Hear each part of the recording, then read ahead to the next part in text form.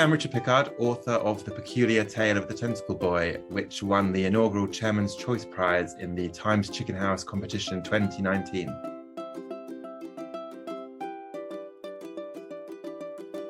Well, I'd always loved writing and had tinkered with various projects over the years, like adult novels or screenplays.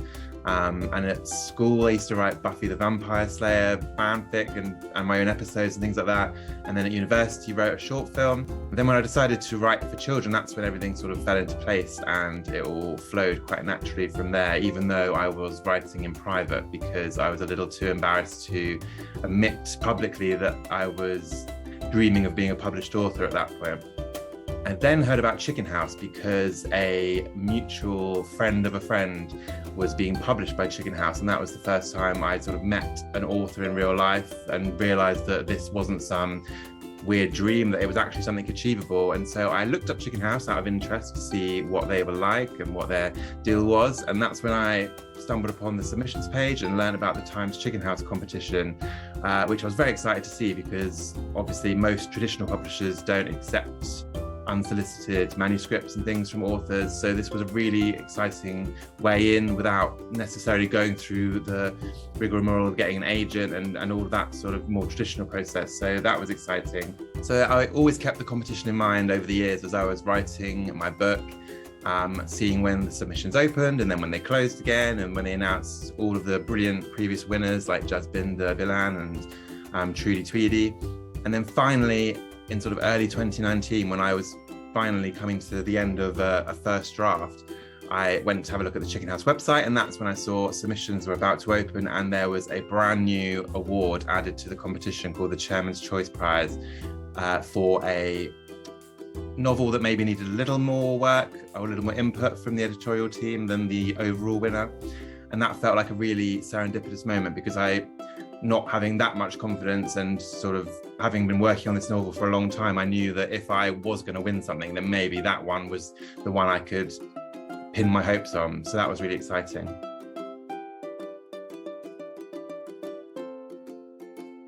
So I submitted the novel, which was really exciting, and then kept an eye on the Chicken House social feeds and things, waiting to see when the entries were closing. So I could have an idea of when I might hear something, if anything, but not really expecting to hear anything.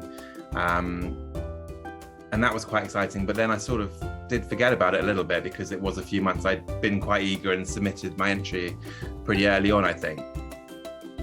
So then when an email did jump into my inbox from Kezia Lupo, who's now edited 2 books with me, I was absolutely floored. I was sat at my office desk at the time and had to leave the building and go and call my boyfriend to tell him what had happened, because it was just kind of mad, because you've spent so long in private writing this story. People are then suddenly reading it and thinking it's not half bad. It's a really exciting feeling. But that was kind of where I thought it would end. I obviously hoped that I would go further, because especially getting shortlisted would have been exciting, because I knew I'd get to go and meet the judges and have a great lunch and meet other authors, which is something I'd not done. And I knew that would be a really invaluable experience, but I didn't really pin my hopes on it because I knew it was a long shot going from sort of 25 longlistees down to 5 or so shortlistees. But then a number one day, again, sat at my office desk, appeared on my phone, and it said calling from Somerset. And I don't know anyone who lives in Somerset. Well, I do now, obviously, because I've got lots of Chicken House friends. But I knew instantly it must be Chicken House. I just had this feeling. So my heart, like, absolutely racing, again, ran out to the street on a busy London road and answered the phone call and hear Barry Cunningham's voice, which was completely bizarre. And he told me that I'd made the shortlist, which was, yeah, absolutely amazing.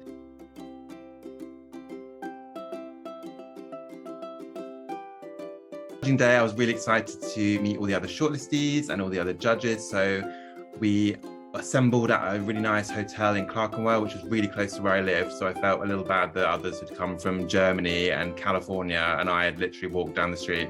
But once we all got there, everyone was quite nervous, and we all got to introduce ourselves and hear a bit about each other's books.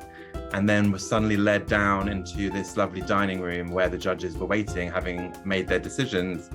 So everyone was a little bit awkward, I think, but it was nice to just meet Barry and meet Nikesh Shukla and a few other of the judges, Alex O'Connell from The Times, which was really fun. And then we had a really lovely lunch. And around sort of after the main course, I think maybe Barry stood up and we all sort of figured this was the moment. And he started with the main prize, which I thought was funny because I thought he'd sort of lead up to the big prize, but he announced Efwa, who'd won the main prize. And having spoken to her, I sort of had a feeling that her book sounded really exciting and she was such an engaging writer and a person. So I was really thrilled for her. And then he announced the chairman's choice, which was my book, Something Fishy, which is now called The Peculiar Tale of the Tentacle Boy. And yeah, it was just absolutely fantastic. And after that, we had a few more drinks and got to chat to everyone, got to chat to Barry about his thoughts about the book and just sort of really start gearing ourselves up for working with Chicken House.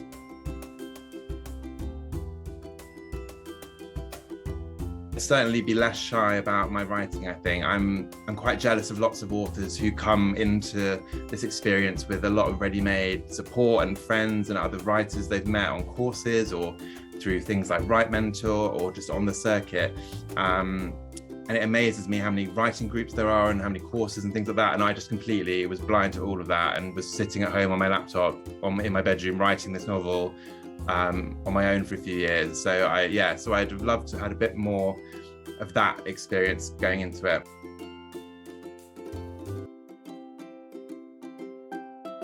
So my second novel with Chicken House is coming out this May the 11th, and it's called Son of the Sea, and it's another strange seaside mystery. It's about a boy named Casper who has water in his blood, in his spirit, and especially in his giant webbed toes. And his greatest ambition is to be the youngest person ever to swim the channel. But he has a small problem in the fact that his parents are determined to keep him away from the water. But after they have a very strange accident, Casper's sent to stay with a grandmother he's never met in a very mysterious seaside town called Corallium. And it's there that he finds out he has a mystery to unravel that connects him, Corallium, the sea, and his webbed feet.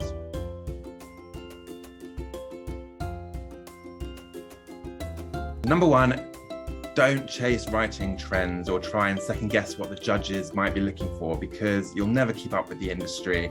And it's only worth writing a book if it's something that you really, really want to read yourself, because if you win the competition, you will be reading this book a lot.